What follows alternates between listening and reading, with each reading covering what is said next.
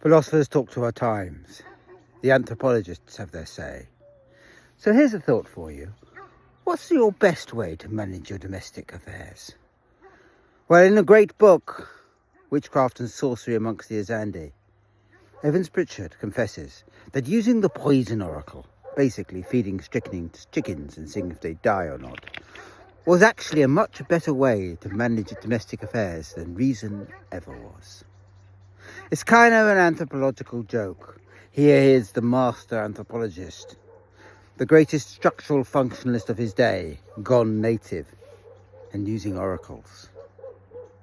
And Pritchard is a great writer and a great thinker. And for me, he has a message that we have forgotten at our peril. You see, one of the things I've always thought about Pritchard is that he endlessly researches the gap between what people say and what they do. One of his famous books on the Noor, a society that claimed to be patrilineal, that men ruled the burghs and women behaved themselves.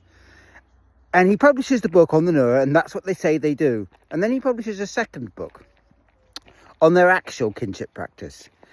And most of their burghs he relates to are actually led by female leaders, who they simply call the bull of the burgh. So they simply claimed that they were men. Why? Because there was an elaborate gap between what they thought they did and what they actually did.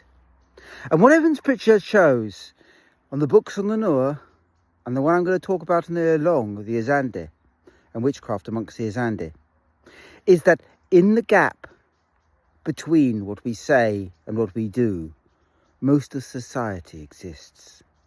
There are elaborate rules then for mitigating the gap between them. And heaven help you if you ever have a politician who makes a joke and acts upon it. Heaven help you if you have a politician who does what they say. For all the great terrors in the world are made that way by idiot, inflexible rulers who take the joke too far.